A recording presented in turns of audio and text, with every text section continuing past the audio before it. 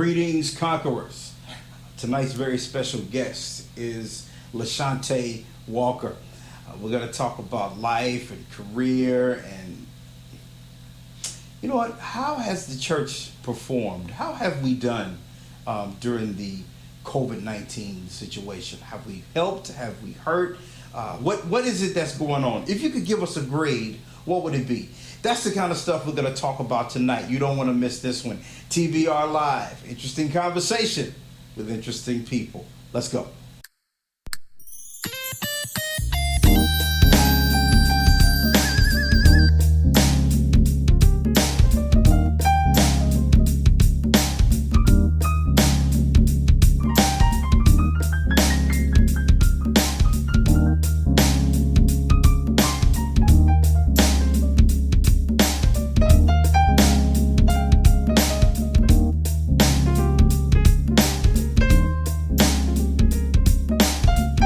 Ladies and gentlemen, welcome to the show. Our very, very special guest today is LaShante Walker.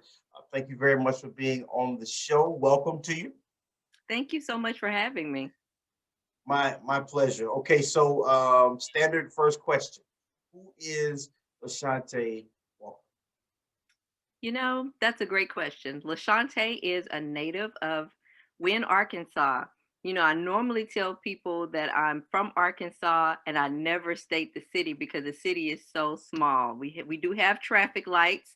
We do have a Walmart, things of that nature, but it's very, very small. I grew up in rural Arkansas.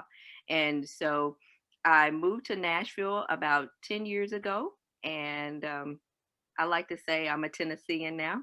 It's easier to tell people where you're from when you say Nashville, Tennessee, instead of Wynne, Arkansas, which many people cannot pronounce. I'm a mother. I have two teenage daughters, one 18 and 16.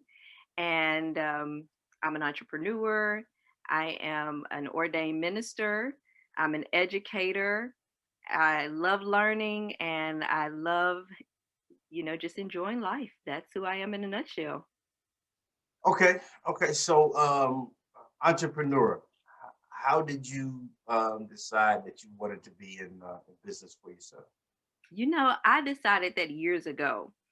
I actually, when my daughters were young, I started doing things like selling kinder music products. I learned how to teach kinder music, which was music classes for ages 0 to age 8 years old. And I just love being able to be employed by myself, to employ other women, to empower other people. I also had my own beauty care products that I would sell as well. I was a Mary Kay consultant for the longest. And, I just enjoy being able to do those things and started thinking about other areas, especially loving education. I love teaching people, I love training people, I love creating materials. And so, oftentimes, when I was in Arkansas, I was over all the elders, ministers, and the teaching ministries at our home church. And so I would write the curriculum. I would often review other curriculums. I've used them all. I'm not going to name them because I don't want to put anybody out there. But the curriculum didn't fit our culture. And so what I would do is I started writing our vacation Bible school material. I would produce our own Wednesday night Bible study materials and things of that nature. And so I started my own publishing company at that point. And those were some of the things that I wanted to do. I published a devotional and other materials.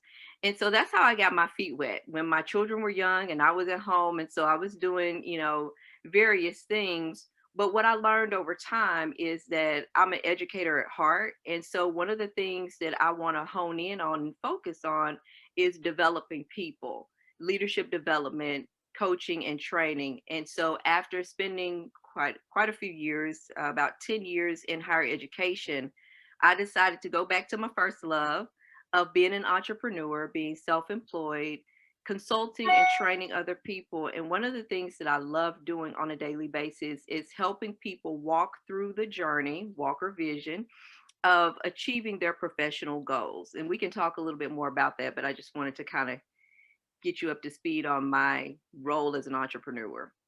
Okay, okay, fantastic. Okay, so what's the you might have already answered this question, but I think it's interesting. I like talking to entrepreneurs about this kind of stuff. Okay. What's the most exciting thing about being an entrepreneur to Uh, for me, it's the flexibility. you? It's the ability to still have hands-on time with my daughters because they're one is in college and one is finishing up high school, and so I have a flexible schedule now. I was working 60 hours a week. I would go to work at 9 or 10 and leave work at 9 or 10 p.m. working on a college campus, and so my daughters spend much of their formative years on the college campuses. And so it's like now I have that opportunity to be at, well, we're in a pandemic, but I still can be hands-on. I can hear my daughter in music class. I'm not just inundated with a massive schedule or to-do list. And so I make my own schedule. So if I want to work 12 hours on Monday and take Tuesday off, I can do that. But also what being an entrepreneur has given me, there's no limits to what I can do in my reach for people. And so I can then carry out my own vision. I say often that we should not work to support the plans and the visions of other people more than we work for our own vision. And I think a lot of times we lose sight of our own goals and dreams because we're supporting someone else's vision and we never achieve our own vision and goals. And so that's one of the things that being an entrepreneur allows me to, achieve my goals. Mhm. Very good. Very good. Okay, so with everything that's going on right now, having to do things virtually, just the whole atmosphere. How has that affected the entrepreneur? Has it helped? Has it hurt? Or in your view, how has it affected us? It's been a great experience. I'll tell you the truth. I left my job. I was a provost at a college, left my job December 31st, 2019. I was thinking, you know what? Because I used to always tell people my credentials are my job security. So I'm going to launch out. I can be a consultant. I can work with corporations. I can work with individuals. And that was January 1st, 2020 was first day launching the business. I did all of my paperwork with my accountant, got everything ready. And then the pandemic happened 2 months later. And I had just started working with corporations, doing training, in person training with teams and leaders. And when the pandemic happened, I had to pivot and I had to rethink or reimagine what my business would look like. And so by that June, I began to have inquiries with people who were looking for someone to do coaching in a virtual space.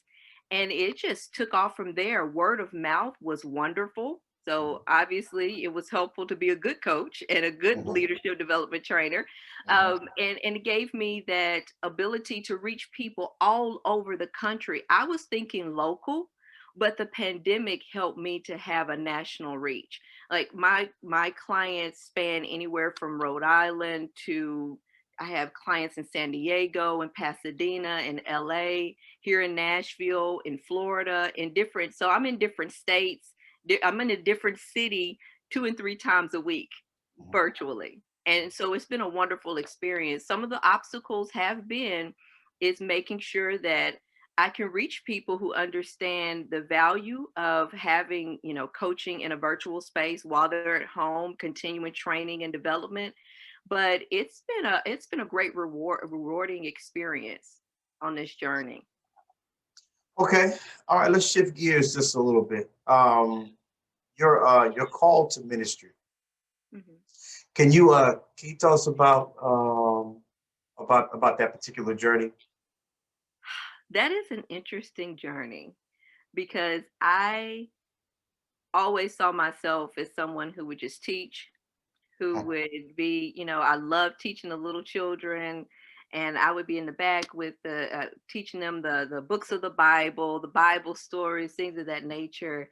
And I will never forget when I was asked to preach my first sermon, I was thinking it was a one and done, right? I mhm, thought I'm going to preach this Mother's Day message. And because the people of the congregation had asked at that point, I was married at that time and I was the first lady of the church. And so they said, can you do the Mother's Day message? And I said, sure. And I remember one of the visiting pastors that afternoon was congratulating me, and he said, Congratulations on your maiden voyage." And I was thinking, what is he talking about? I just did the Mother's Day message. I'm going to go back next week to teaching Sunday school and Bible study to the little children. But, it was during that year of a process that wrestling occurred. And I'm not one to say I was running from God or running from my calling. That was not the issue, but it was like it was time. And it was an easy transition for me to recognize this is a part of my call to ministry. Yes, I'm an excellent teacher, I'm great, but I'm also called to minister to the masses of people. And so that was the start of my journey, nearly 19 years ago. Mhm. And so I went through that process. I was ordained in 2007. I was licensed first in 2003. And then fast forward 4 years later, I was ordained into ministry. And I was the first woman at that church to be ordained. Wow. Okay. Okay. So, two questions. The first one is being faithful to your call and being a great businesswoman. Can you balance these two? Is it possible to be both? That's the first question. Oh, yes. Yes, without a shadow of a doubt. So I used to teach a class to college students, undergraduate students called The Foundations of Vocation, right? And so I would use this book. I use several books. Parker Palmer stands out to Let Your Life Speak, but also the book by Kirk Byron Jones, Holy Play. And in Holy Play, Kirk Byron Jones asks the questions: Can you hold more than one fire or flame at a time? Mhm. And I used to tell my students, because that was the question on the floor: Can you hold more than one flame? Can you hold ministry? Can you hold being a businesswoman at the same time? I said, if you learn how to juggle, and also if both flames remain lit. And I always teach people to find the common thread between the two. Because if so, then both flames can, or passions, if you will, can remain lit. And you can continue to hold them both, and one doesn't dim because the other one is burning, right? And so I get excited when I think about how my call to people, my call especially to minister to women. I'm called to minister to everybody, but I just have a special call to women, and to help them blossom and bloom and to gain confidence and know that they can overcome certain situations that they've encountered.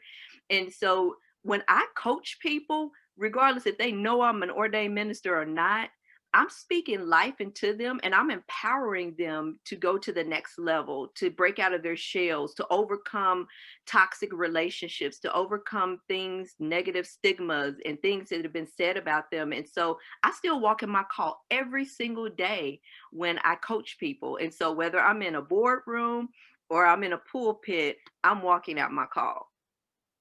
Okay. Okay. So your love, your passion to develop people, Yeah. is that after the call or before Oh, you that's kept a it your good call? one. That's like the chicken or the egg. Which one came first? I think the passion to develop people has always been a part of me. I just had to catch up with it and learn more about my call, that it Mhm. was connected. But I believe that was something that's just natural to me. Wanting to teach people, wanting to develop people. One of my strengths, I do Gallup strengths. Number five for me is maximizer. And so that is a person who is focused on developing people and seeing the most out of them. And so strengths are simply natural talents that you're born with. They become strengths when you know how to develop them. Mhm. And being a maximizer, I think it's just something I did when we were playing school back in my grandfather's backyard, and wanting to share that with other people and that knowledge, and being that teacher. I was student council president in junior high school. I was the first person to do videos for our school, things of that nature, because I always wanted to teach people and do something innovative and always kind of lead the charge when it comes to developing people. Mhm. Okay, I got you. So, I've the instigator in me just I can't help I can't Okay. help myself. So, which is more challenging for you? consulting in business, right? Or ministering to people um, in your you know what I'm saying? In Yeah, a business sense, when you're yeah. consulting and developing that versus when you're really trying to get to the heart of whatever the issue is in ministry, which is more challenging for I think ministry, developing people, and I'll tell you why. Because oftentimes with business relationships, it's like a once and done. It can be in certain scenarios, and people they get it, because they may already be poised or they have the frame of mind to know, okay, I want to learn this. I'm going to pick up this concept and I'm going to keep it moving. It's not always the case, but in most situations, when they bring me into that moment, they know exactly what they want. In ministry, people don't oftentimes know what they want. They just come to the church. They're broken, battered, and bruised, and they're thinking, I just need help, but I don't know what that help is. And so there has to be a willingness to take your time and walk hand in hand with people through their journey. And it's not always easy. Yeah, so I'll tell you a story quickly. Can I share this? you. So I would, when I was in, very, very active ministry, just operating daily in this in Arkansas, we would have people who would need me to come. They would call the house and they would need someone to pray with them on the spot. They would need someone to come to the jail, come to um, not only the jail but also their rehab facilities. I would be on the list, things of that nature. And so I was like, I need to go get my training and license in Christian counseling. Like, this is becoming, overwhelming to the point that I feel like I need skills to develop. And my students at the college used to laugh at me because I have certificates in everything, right? We'll talk about that later. But I went to get my certification in Christian counseling because it was so important for me to be able to help people know when to refer, but also know how to more appropriately walk alongside people and give them the help they needed. But ministry never stops. You can put an end time on, your business and say, I work Monday through Thursday, 10 to 5, or whatever your hours may be, but you can't do that with ministry. Mhm. Gotcha. Yeah, it can be it can be extremely taxing. But I've heard a couple of different answers to that question. And I couldn't help myself. Okay. When you are coaching, hmm what type of coach are you? Do you sort of adapt to whomever you're dealing with, or are you a rah rah person, yeller? What type of coach are you? Well, that's interesting. I am really adaptive.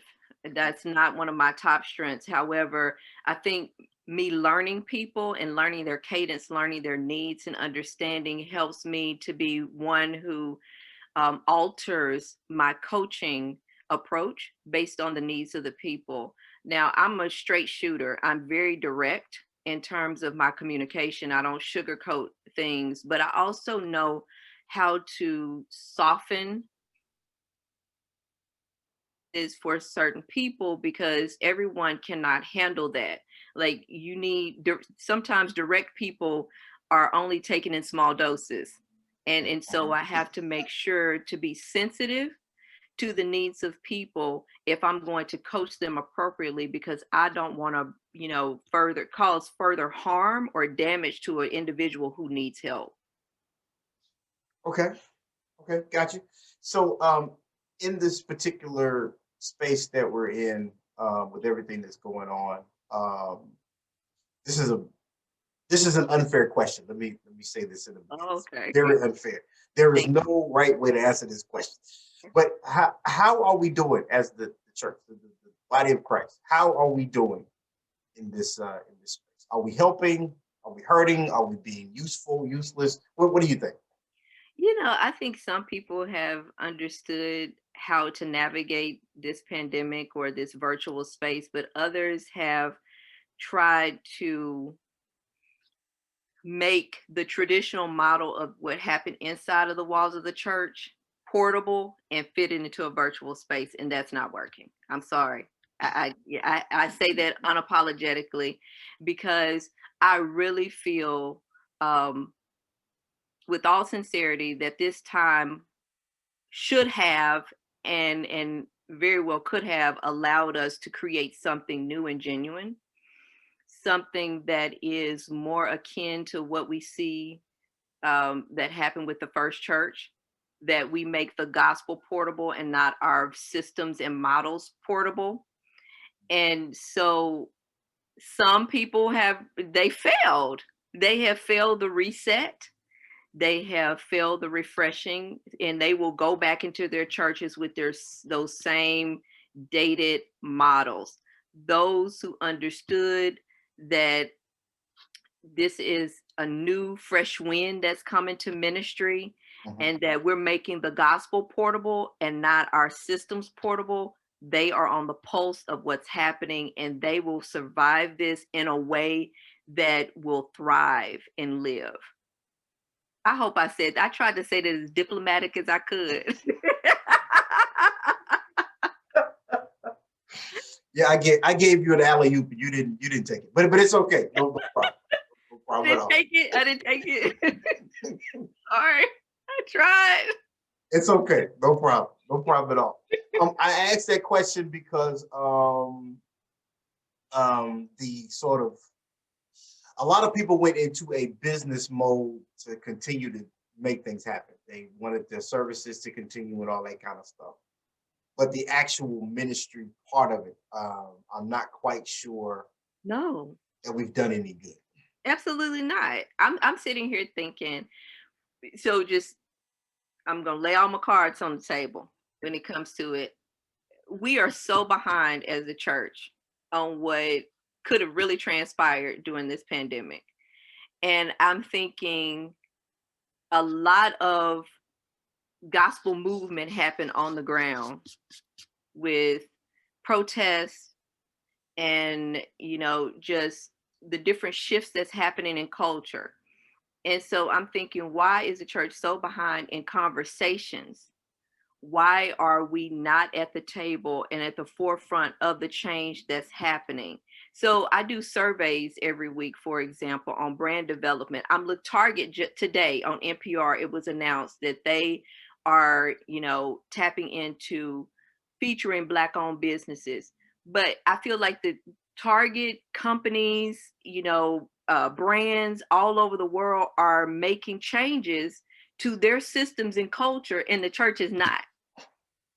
We still worried about communion on first Sunday and whatever other Sundays and things like that, which, those are part of, what we know the church to be, foundational beliefs, not knocking that, but we're still trying to do it in traditional models. I can't get away from that we are trading. We're not even trading them in. We're just keeping the models and we're just putting new faces on them. And it's a horrible indictment on the church, where I feel like we missed ministry, we missed going out to the community, we missed helping people. I'm disappointed at the churches who did not partner with people to help with the vaccines. I'm disappointed at the churches who did not do a lot more during this time with this racial unrest that we have. I'm very, very disappointed at those moments of people who did not find their voice in the world, but instead were content on being a traditional model of church. Understood. Yeah, that's what I was looking for. That right there is what I was searching for. I figured. Okay, so where we are right now, if you had the chance to hit the reset button and kind of aim things in the right direction, what would be the top three things that you want to get done? What you want the church to do moving I would want the church, number one, to take the gospel into the community. So this is the thing. I have been very, very intentional about making sure that I stay on the pulse of things that are happening in the community, because I believe that, yes, it's great for us to have temple worship, if you will, worship in, a static space, but it's also important for us to take the gospel, the good news, the message of Jesus Christ to communities. And so that's one of the things that I would hope to be a part of, is going to community centers. What's wrong with going to an apartment complex clubhouse and having service there? What's, having different satellite locations? And I can't remember the name of this church, but it's in South Korea and it's one of the largest churches in the world. And I love that model, that they still have services every day of the week. But one of the things that they've remained true to is they still have house worship. And so to me, that's a beautiful model, because we need to have devotion within houses, within communities, within our different social locations to meet the needs of people. So number one, we have to take the gospel beyond the four walls and be the church in communities. But number two, I would like for the church to be in the forefront of conversations and not behind. The church, so often we're the last people to have those conversations. We are so behind on conversations when it comes to the LGBTQIA community. We are the last ones who want to talk about it, and we refuse to deal with it. And we have to learn how to create safe spaces that are welcoming in our churches, in our communities.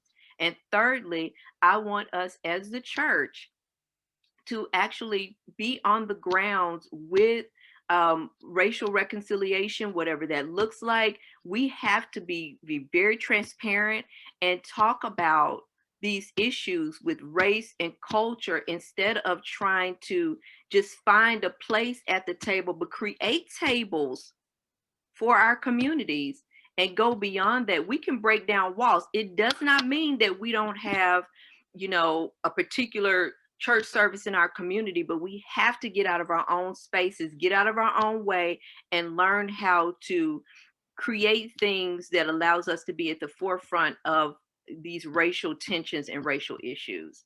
I don't know if I bled two and three together, but it's real pressing for me. No, no, no, you're good. You're good. Don't let me forget church divide. Don't let me forget about that. I want to ask you about this first. Okay. Evangelism. Is evangelism handing out tracts the same thing? Oh, of course not. No, that's not true evangelism. Passing out tracts, that's just, you're giving somebody something.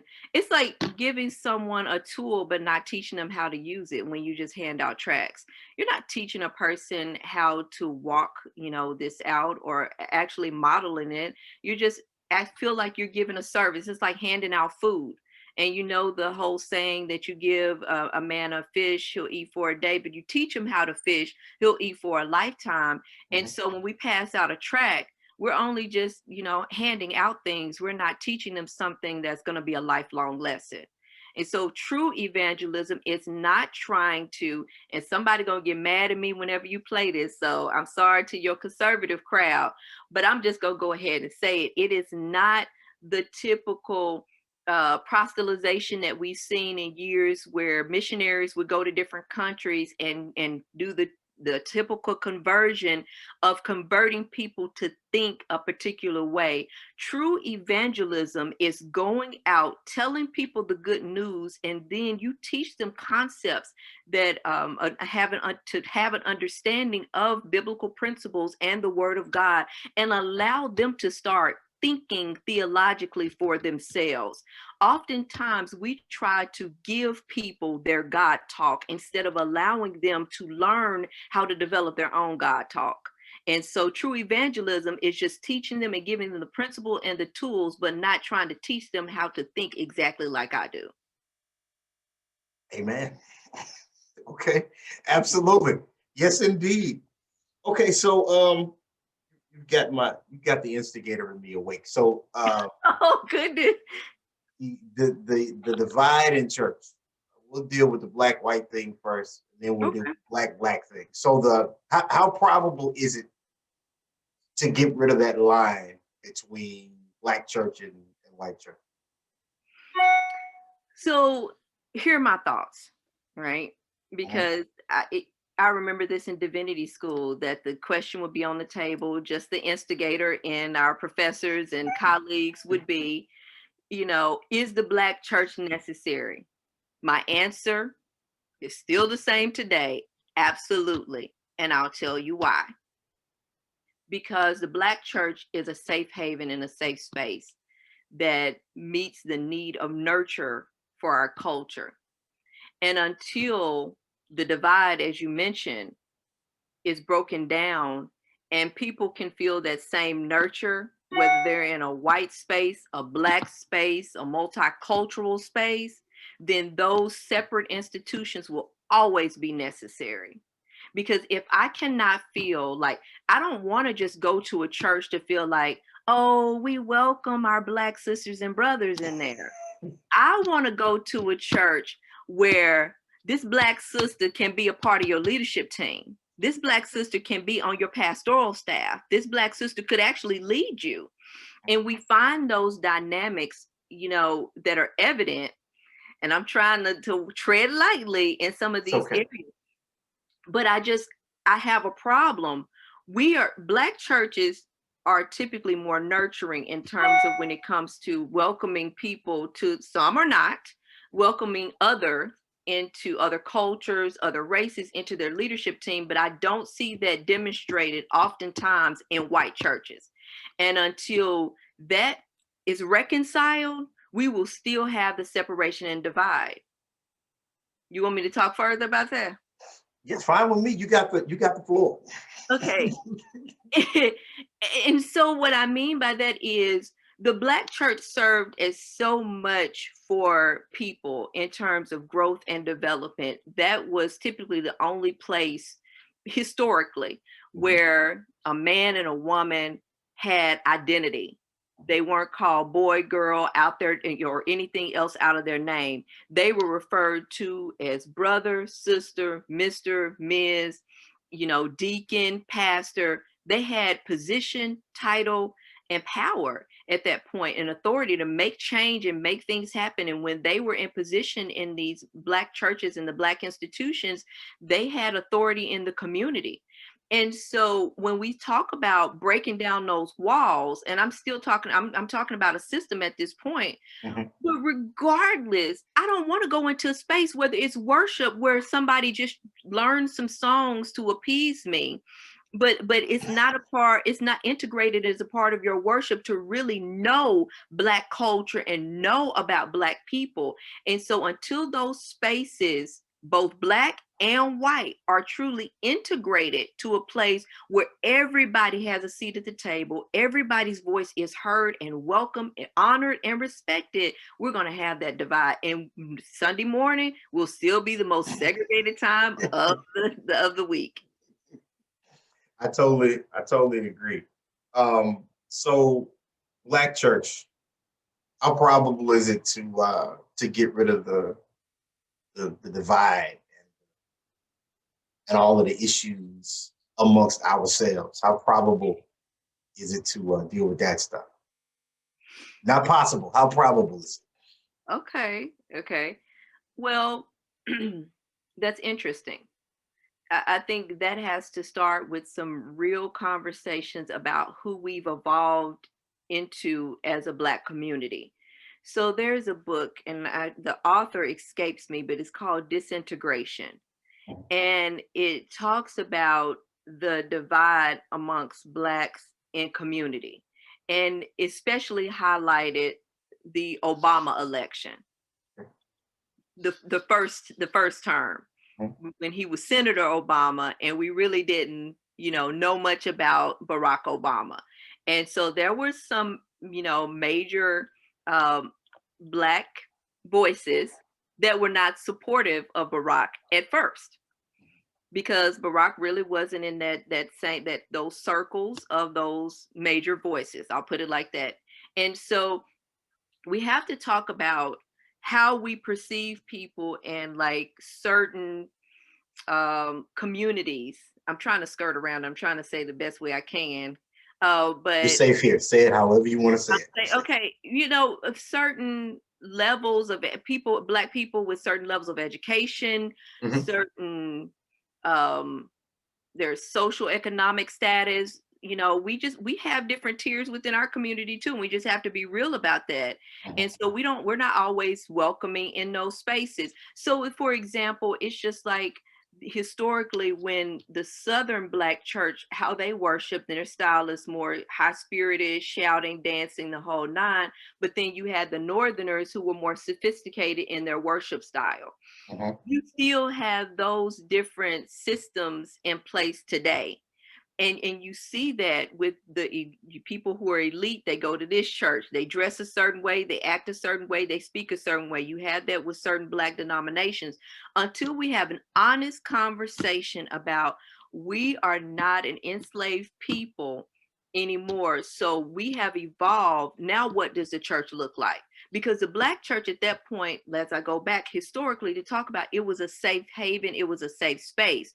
But now, how is it safe and how is it nurturing for our current context is the question that we really have to ask. And do we need all of these various denominations? Do we need all of these different hierarchies and hierarchical structures? Not that I'm saying, do we need the Black church? I'm saying, do we need all of these different systems and designs that we have created to continue to keep the Black church going? And so there's a lot of questions that we need to wrestle with, but we need to have real conversations, because essentially we're working against each other. Mhm. Absolutely, man. I'm loving this. I'm absolutely loving this. So, Jesus, in all of this, where's he at in everything that we're talking about? Where I'm talking about the real one, not the one that we've often been taught, or the real guy. Where is he at in all this? You know, Jesus is the revolutionary. Mhm.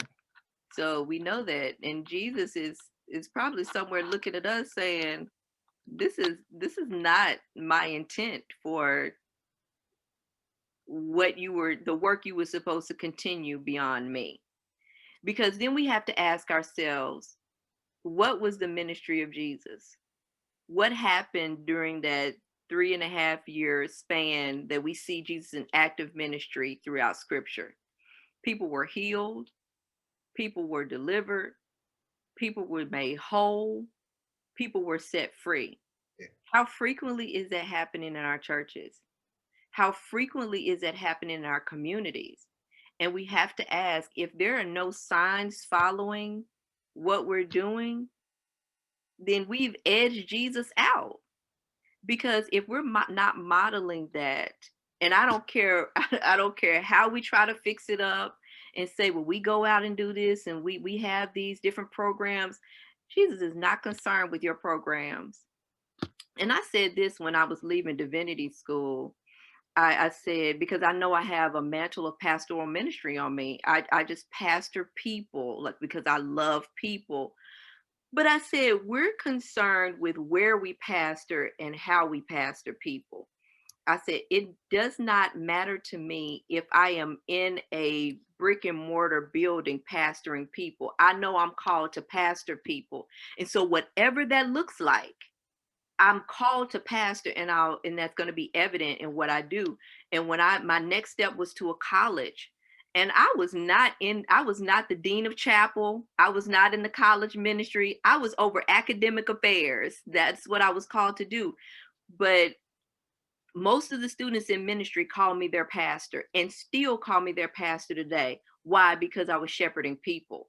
And so we have to get out of this whole design that we have to do certain things in a certain context. Jesus was always out and going. We see very few times that Jesus went into the temple, but most of the ministry was on the go. Whether Jesus was heading with the disciples to the next city to do whatever they were going to do, whether they were going to pay their taxes, whether they were going to make some house visits, whether they were eating dinner, people were healed, delivered, set free, and made whole. And until we get back to that, Jesus is on the margins, and Jesus is edged out of our systems and worship services. Okay. Amen. Okay, so um left turn, just a slight left turn. Can you grade us, the brothers? How are we treating female ministers, female pastors? How we doing? Are we doing any better? You know what? I've seen an intentional effort. Okay. I really have. And I do applaud that work. There is still much work to be done because I don't care how many, services men invite three women out of seven to preach. There's still so much work to be done in terms of getting to a place of equity that it's going to take another 100 or so years to catch up. And that's with all honesty, Mhm. because I shared with a group of women. My pastor asked me to speak to the women one night, and all ministers, we were in a hall, like a conference hall, and I shared with them. This is a safe space and a private conversation that I shared, so I'll let you in. I said, "You're going to have to learn how to perfect your craft, and you're going to have to, meaning learning preaching ministry, learn pouring into yourself, getting your credentials." I said, "And I know you hate to hear it, but you have to be better. You have to do more." And people don't always like to hear that, but we hear that in our Black community all the time, that you have to do more than your counterparts of different ethnicities and races, because the expectation is different for us. We have to do more work. And so, and likewise, men are going to have to do more work to bring us into the conversation, bring us to the table, see us as equals, and not seeing us as, "Oh, I need to have a woman on this program to satisfy the social constructs that we have so that I don't get canceled." Mhm. Because to me, that's what I'm saying. Men have received a lot of negative feedback by not having any women on the rosters for their conferences, for their um, different services or what have you, or on their staff. And it's like, don't just put one of us on program to satisfy this quota, but actually understand what it takes to incorporate women into all facets of ministry. So I say, y'all might have a D right now, or a C minus. I'm just saying. I understand. I get it. I totally understand. Thank you for your honesty. I appreciate it. I can talk about this all day. So instead of doing that, tell us about Walker Vision. What is that? Yes. Walker Vision is my consulting company that I have created full time over the past year. It's something that I was doing, over the past few years in terms of executive coaching and development. When I would teach a class to students called Leadership Styles and Methods, I would always make them take the Strengths Finder through Gallup to learn what their strengths were, because I believe if you're going to lead anyone, you need to know your strengths and understand how to cultivate those. And so it was a work that I had started in developing leaders, but then I was approached at a conference where I was looking for new materials, and they said, you can do this full time. And so once I learned that I could be a certified strengths coach, I was like, okay, I really like this and enjoy coaching people. And my desire to coach and maximize people dates back about 10 years ago when I took an executive coaching class at Peabody on Vanderbilt's campus. And so it was great. It was enlightening, but it was not time for me to go into executive coaching. But at the end of 2019, I was like, it's my time to really reach out and do this work that I know I'm called to do, I'm passionate about doing.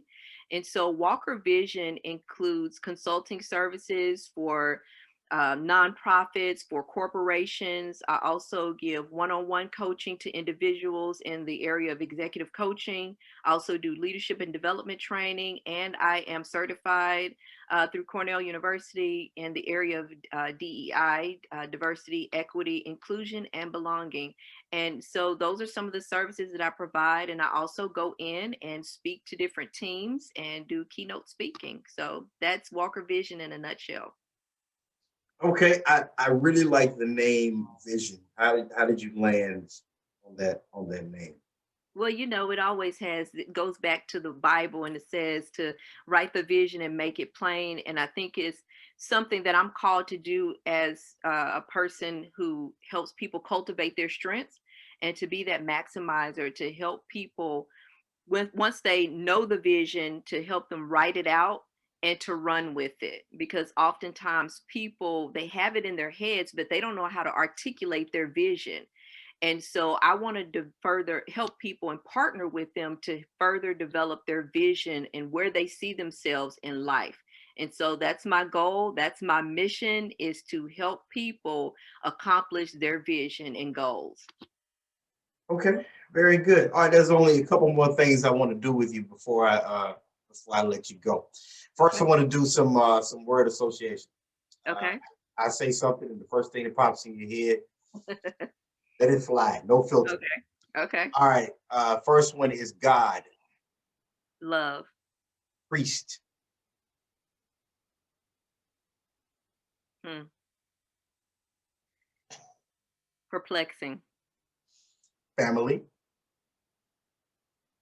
Hmm. Warmth. finance, Order. forward motion, Ooh, vision. procrastination. My week.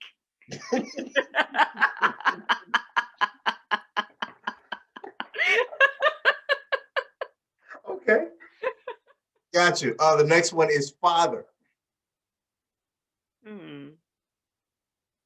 A learning process. mother, Nurture. companion. Huh.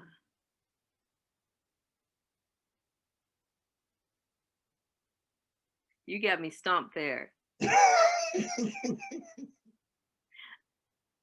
A desire. Okay, Bible,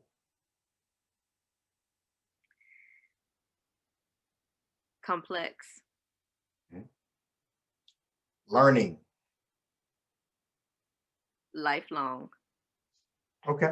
All right. All right. The last thing I want to do with you is give you the opportunity to promote anything. You got a book coming out, or you're going to sing somewhere, or what you got going on in the future that you want to tell the people about? I will not be singing anywhere.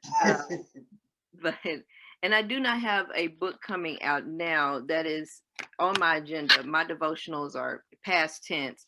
But I want to create some materials to go along with the work that I'm doing with people with Walker Vision. So please stay tuned. I have a new website that will be launching in on my birthday. My birthday is April the 16th, 2021.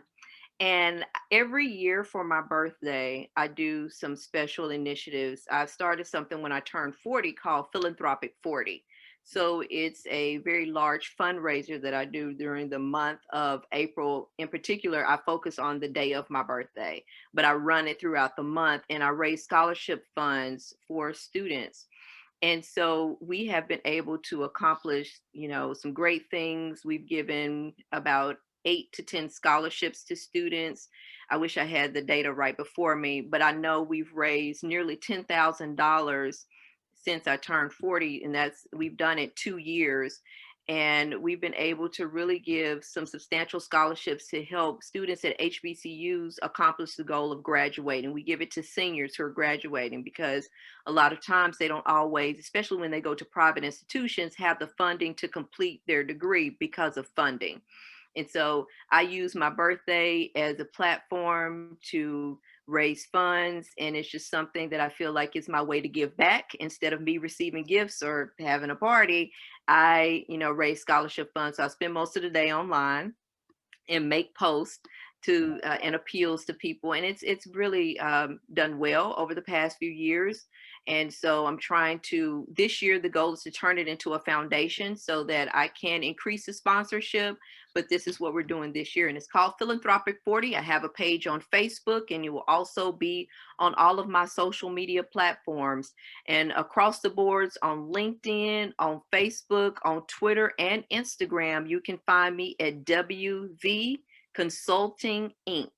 on all of those platforms. And my website is wvconsultinginc.org. And I look forward to touching base with anyone who reaches out to me. Fantastic. All right, that's all we have for today. Thank you very much for this interview. I had a blast. Thank you. Yes, ma'am. So we look forward to hearing from you again, and we look forward to everything that you have going on in the future. All right. Have a great day. Thanks for the invitation. Yes, ma'am. You too.